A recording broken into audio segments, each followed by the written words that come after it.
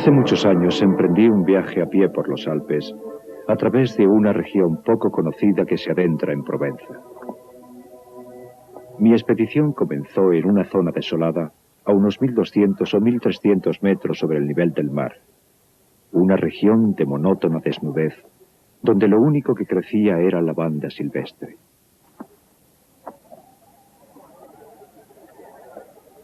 Atravesé esta región por la parte más ancha, y al cabo de 3 días de camino me encontré en un desierto, una tierra baldía y estéril. Acampé junto a las ruinas de un pueblo abandonado. Se había terminado la reserva de agua y necesitaba urgentemente encontrar más. Aquel racimo de casas, a pesar de encontrarse en ruinas, me hizo suponer que en algún momento debió haber allí una fuente o un pozo.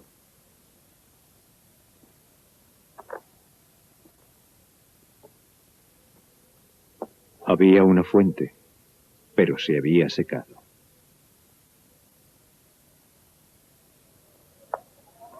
Aquella media docena de casas sin techo, erosionadas por el viento y la lluvia, y la pequeña iglesia con su campanario semiderruido, se agrupaban como las casas y las iglesias de los pueblos habitados.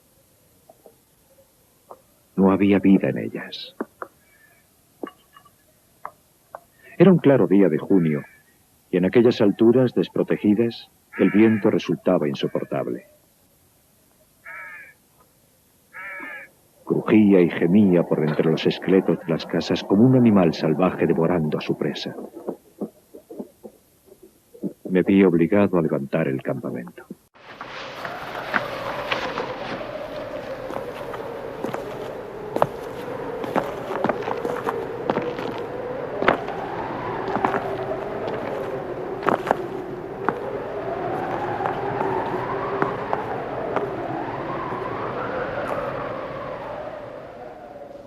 Después de otras 5 horas de caminata, seguía sin encontrar agua. Y no había razón para suponer que tendría suerte. Por todas partes reinaba idéntica sequía. No se veía más que maleza amarilla.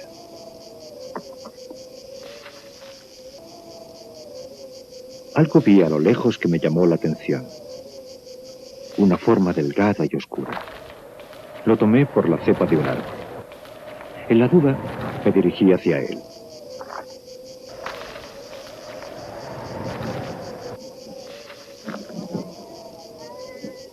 Era un pastor.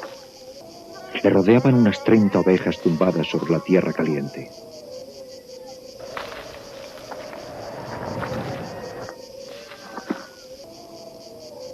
Me ofreció un sorbo de agua de su calabaza. Un poco después, me condujo hasta su redil que se encontraba en un pequeño valle. Sacó agua. Un agua estupenda de un pozo natural muy profundo, al que había provisto de una polea rudimentaria.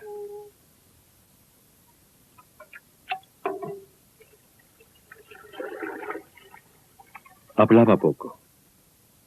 Eso es característico de las personas que viven solas. Pero sentía que estaba seguro de sí mismo, y esa seguridad impedía toda desconfianza. Aunque resultaba extraño en una tierra tan poco hospitalaria, no vivía en una choza de pastor, sino en una casa de piedra que seguramente él habría reparado con sus manos al llegar aquí. El tejado era sólido y fuerte. El viento sobre las tejas hacía un ruido como el del mar en la playa. El interior estaba limpio y ordenado. No había platos sucios. El suelo estaba barrido, la escopeta engrasada, y sobre el fuego bullía un caldero de sopa. Observé que el hombre estaba recién afeitado, que a su ropa no le faltaba un solo botón, y que los remiendos estaban hechos tan cuidadosamente que resultaban casi invisibles.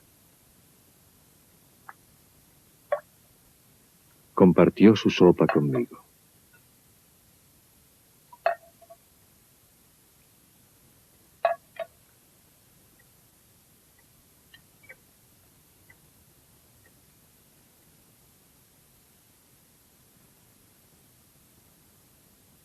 Más tarde, al ofrecerle tabaco de mi petaca, Me dijo que no fumaba. El perro, tan callado como su dueño, era cariñoso, sin ser servil.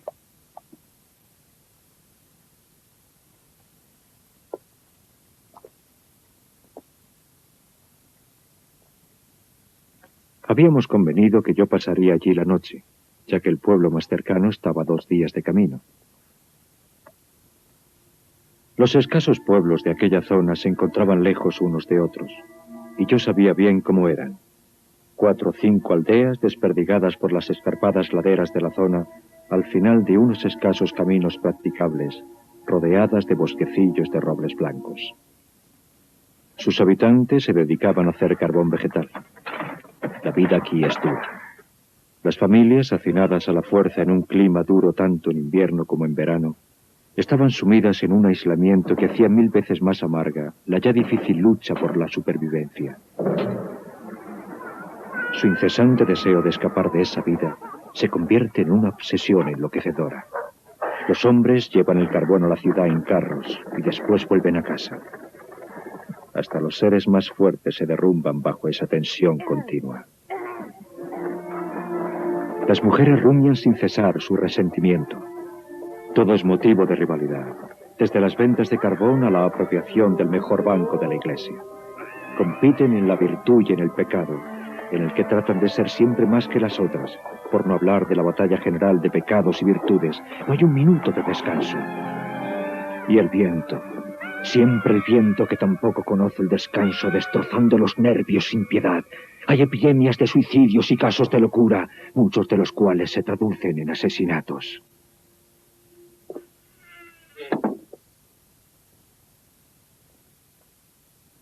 El pastor, que no fumaba, cogió una bolsita y echó un montón de bellotas en la mesa. Las examinaba cuidadosamente una por una, separando las buenas de las malas.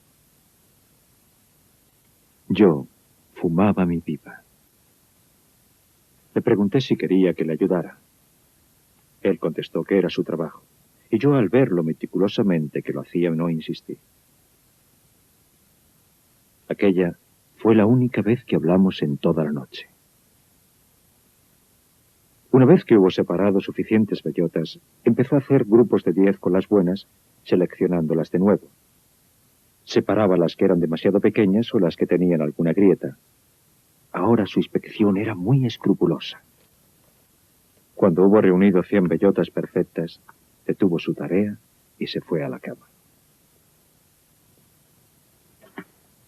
La presencia de aquel hombre le llenaba a uno de paz. A la mañana siguiente le pedí que me permitiera quedarme un día más a descansar. Mi petición le pareció muy natural, o mejor dicho, la impresión que me dio fue que nada podía alterarle. No es que yo necesitara desesperadamente descansar, pero aquel hombre me intrigaba y quería saber más cosas de él. Sacó su rebaño del redil y lo condujo a los pastos. Antes de marcharse, metió las bellotas que había elegido tan cuidadosamente la noche anterior en un cubo de agua y las dejó en remojo. Observé que su cayado era una barra de hierro del grosor de un pulgar y tan alto que me llegaba al hombro.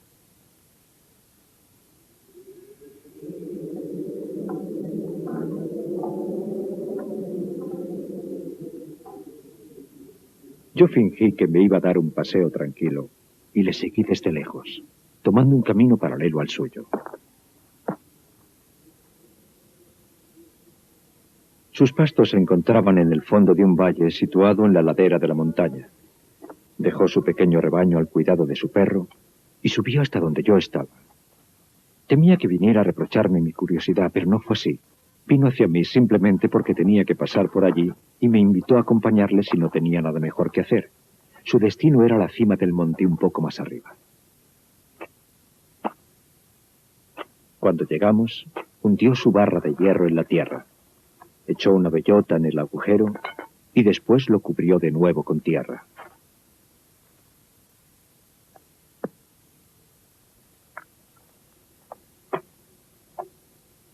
Estaba plantando robles. Le pregunté si la tierra era suya. Me contestó que no. Le pregunté si sabía de quién era. No, lo ignoraba. Suponía que eran terrenos comunitarios que pertenecían al municipio o tal vez a personas que no los utilizaban, pero no le interesaba quién fuera el dueño. Siguió plantando cuidadosamente sus 100 bellotas.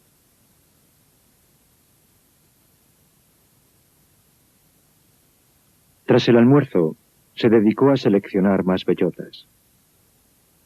Debí ser muy insistente en mis preguntas, porque me contestó.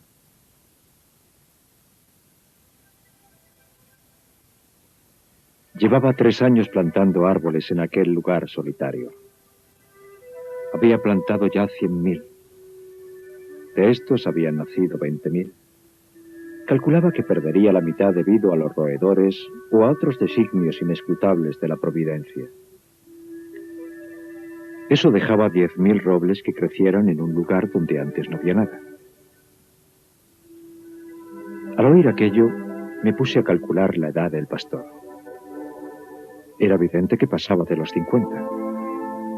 55, me dijo. Se llamaba Elzéar Bouffier.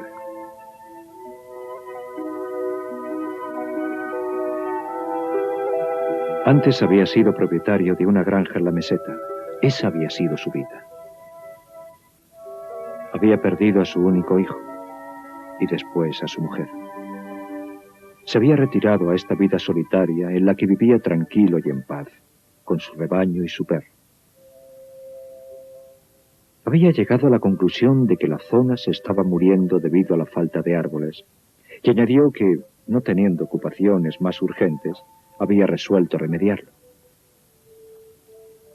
Mi juventud me indujo a imaginar el futuro tal y como yo lo consideraba, en términos de cierta búsqueda de felicidad.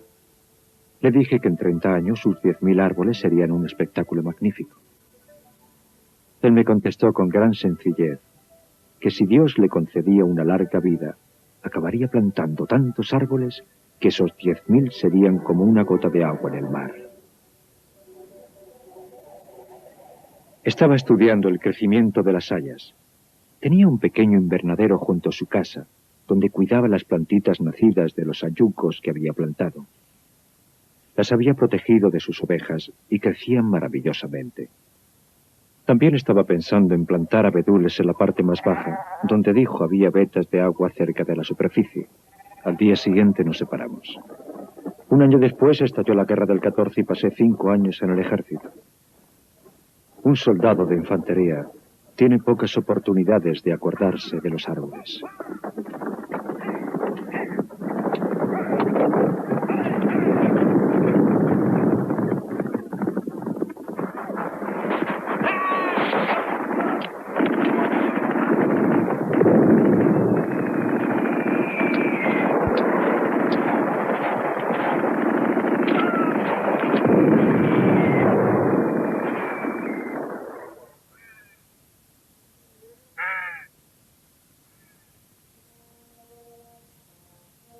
Al licenciarme, me encontré en posesión de una modesta gratificación del ejército y sentí la imperiosa necesidad de respirar aire puro.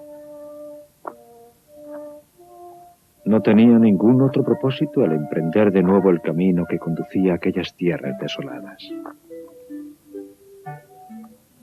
Habían cambiado muy poco, a no ser porque más allá del pueblo muerto, vi a lo lejos una especie de niebla gris que alfombraba los montes.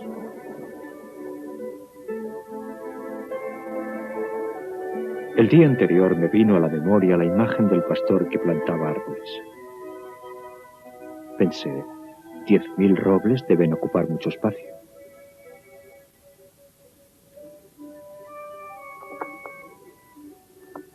En aquellos últimos 5 años, había visto tantos muertos que me temía lo peor con respecto a Elzéar Bouffier.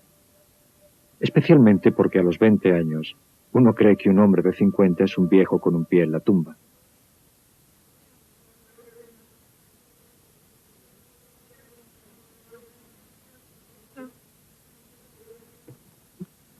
Pero no estaba muerto.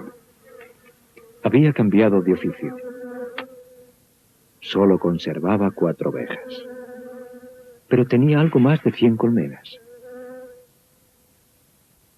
Se había deshecho de su rebaño porque ponía en peligro sus plantaciones de árboles. No había prestado atención a la guerra. Había seguido plantando imperturbablemente. Los robles que había plantado en 1910 tenían ya 10 años y eran más altos que nosotros. ¡Qué espectáculo tan impresionante! Me quedé literalmente sin habla. Y como no era un hombre locuaz, pasamos el día paseando en silencio por su bosque.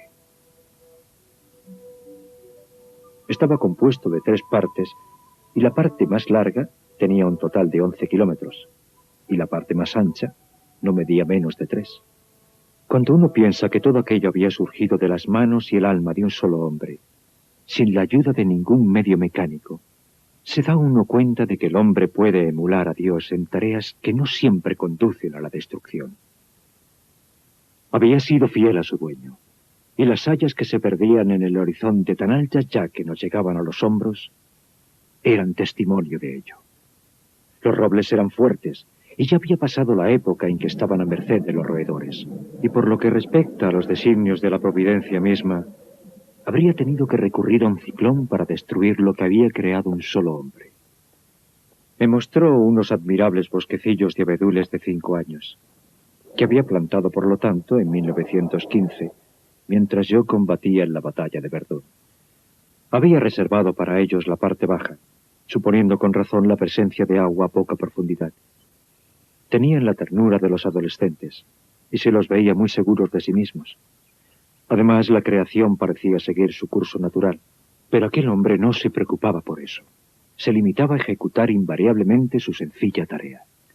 En mi camino de vuelta hacia el pueblo, vi correr el agua en lechos de arroyos que estaban desde hacía mucho tiempo.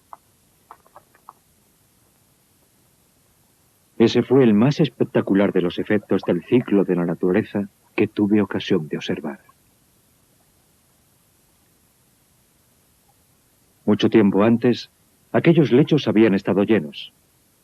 Algunos de los pueblos miserables que mencioné al principio de mi historia estaban construidos sobre emplazamientos romanos de los que aún se conservaban vestigios. Los arqueólogos, al excavar en las ruinas, habían encontrado anzuelos en lugares donde en el siglo XX la gente compraba cisternas para poder disponer de un poco de agua. El viento transportaba ahora semillas al tiempo que volvía a aparecer el agua. Y crecieron de nuevo los sauces, los juncos, los prados, nacieron jardines y flores, y surgió una razón para vivir. Pero el cambio se produjo de una forma tan gradual que a nadie sorprendió. Los cazadores que se adentraban por estos montes inhóspitos en busca de liebres y de osos sí que habían observado el deslumbrante surgimiento de árboles jóvenes, pero lo habían atribuido a uno de los innumerables caprichos de la naturaleza. Esta era la razón de que nadie hubiera impedido la labor de aquel hombre. Si alguien hubiera sospechado que se trataba de una acción humana, habría intentado entorpecerla. Pero ¿quién podría suponerlo? ¿Qué habitante de los pueblos, qué autoridad administrativa habría podido imaginar una generosidad tan constante, tan magnífica? A partir de 1920, no pasó un solo año sin que visitara al Cear Bouffier. Jamás desfalleció. Y Dios sabe que con frecuencia debió pensar que el cielo estaba en contra suya. Jamás se me ocurrió enumerar los obstáculos con que se encontró. Pero es fácil imaginar que para tener un éxito como el que tuvo, debía enfrentarse a muchas adversidades. Y para conseguir que su sueño se hiciera realidad, debía haber luchado innumerables veces contra la desesperación. Hemos de recordar que aquel hombre tan excepcional actuaba en completa soledad, tan completa que hacia el fin de sus días se le había olvidado hablar. O tal vez no hubiera ninguna necesidad de hacerlo. En 1933 recibió la visita de un despistado guarda forestal que le prohibió encender fuego al aire libre, ya que eso podría poner en peligro el crecimiento de aquel bosque natural. En su ingenuidad, El guarda recalcó que era la primera vez que veía un bosque crecer solo.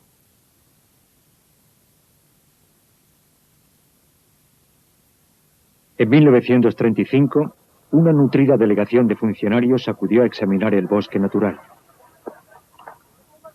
Había un dignatario del Departamento de Tierras y Bosques, un diputado y un grupo de expertos. Se pronunciaron muchos discursos. Se decidió que había que hacer algo, pero afortunadamente nada se hizo. A no ser lo único sensato que se podía hacer: situar el bosque bajo la protección del Estado y prohibir el acceso a los carboneros de la zona.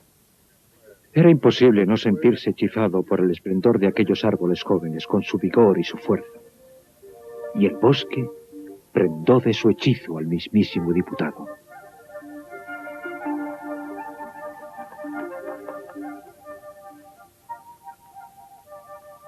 Uno de los guardas de la delegación era amigo mío. Le expliqué el misterio.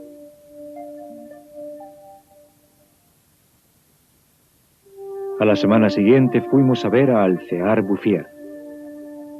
Le encontramos absorto en su trabajo a 20 kilómetros de distancia del lugar donde se había verificado la inspección. Mi amigo el guarda comprendía el valor de las cosas. Le di a Alcear unos huevos que había llevado para él. Compartimos la comida y pasamos varias horas contemplando el paisaje en silencio.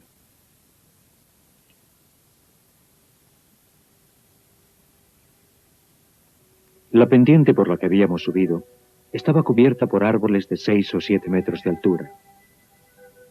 Recordé el aspecto que presentaba aquella región en 1913, el de un desierto. El trabajo tranquilo y constante, el aire saludable de las montañas, su frugalidad y por encima de todo su paz mental habían dotado a aquel hombre de una salud que era casi un aura. Era uno de los atletas de Dios. Me preguntaba cuántas hectáreas más cubriría de árboles. Antes de marcharnos, mi amigo se limitó a hacer una sugerencia sobre el tipo de vegetación para la que aquellas tierras parecían más favorables. No insistió más. Por la sencilla razón, me explicó después, de que de eso él sabe mucho más que yo. Debió seguir dándole muchas vueltas más porque, tras una hora de camino, añadió: sabe más que nadie. Ha encontrado una forma magnífica de ser feliz. Gracias a este guarda, se protegió no solo el bosque, sino también la felicidad de su creador. El bosque se encontró en peligro solo una vez, durante la guerra de 1939. Los coches de la época funcionaban con generadores de leña y nunca había bastante madera. Empezaron a cortar robles en 1910, pero el bosque estaba tan lejos de cualquier camino practicable que la tala resultaba antieconómica y se abandonó.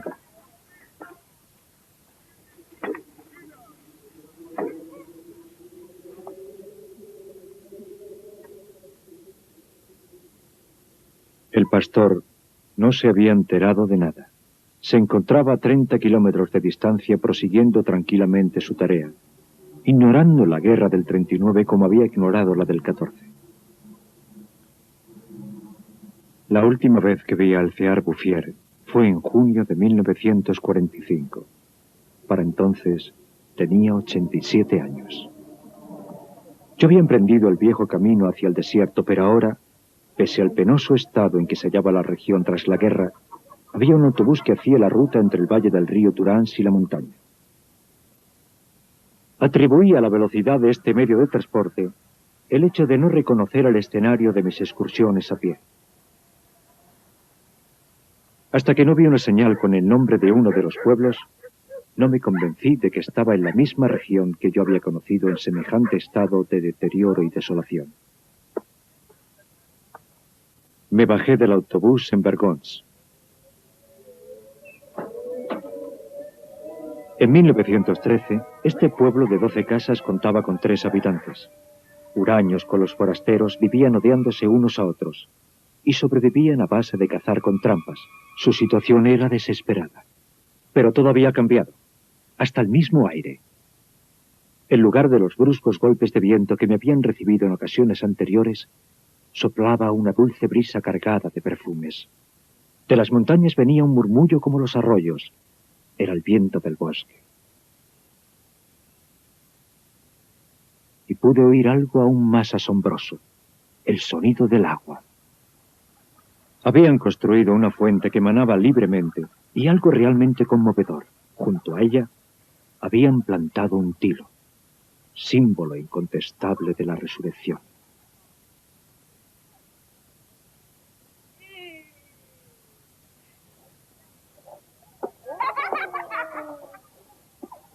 También en otros aspectos presentaba Vergons muestras de una clase de tarea que solo se emprende si hay esperanza. Había vuelto pues la esperanza. Habían desaparecido las ruinas y se habían derribado los muros semiderruidos. Las casas nuevas, recién encaladas, surgían rodeadas de huertos donde las verduras y las frutas se mezclaban en alegre orden. Juntas crecían, pero no revueltas, repollos y rosas, puerros y dragones, apio y anémonas. Aquel pueblo se había convertido en un lugar que invitaba a quedarse. Desde allí proseguí a pie. La guerra no había permitido que la vida floreciera en todo su esplendor, pero Lázaro había resurgido de su tumba. En las faldas de la montaña vi pequeños campos de centeno y cebada, y en el fondo de los estrechos valles los pastos empezaban a verdear de nuevo.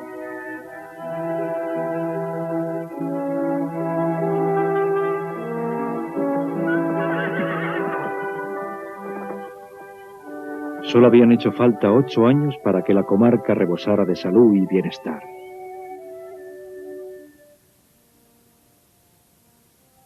En lugar de las ruinas que había visto en 1913, había ahora granjas primorosas recién encaladas, signo de una vida cómoda y feliz. Las antiguas fuentes, alimentadas por la lluvia y la nieve retenida por el bosque, habían empezado a brotar de nuevo. Cada granja dispone de agua de los arroyos que se derrama sobre la tierra alfombrada de mente fresca. Los pueblos habían sido reconstruidos poco a poco. A las montañas había acudido gente del llano, donde la tierra es cara, trayendo su juventud, su vigor y su espíritu de aventura. Por los caminos se veía gente sana, bien alimentada, muchachos y muchachas que sabían reír y que habían recobrado el gusto por las diversiones sencillas.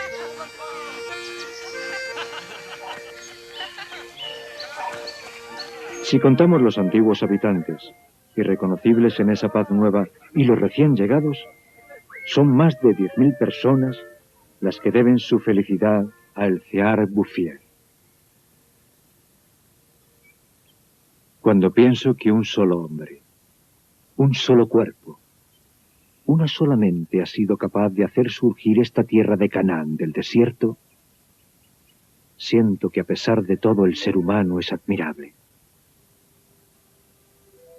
Pero considerando la vehemente determinación, la inamovible generosidad de espíritu que ha sido necesaria para obtener este resultado, lo que siento es un enorme respeto por ese pastor viejo e iletrado que llevó a término una tarea digna del mismo Dios. El Cear Bouffier murió serenamente en 1947 en Banon.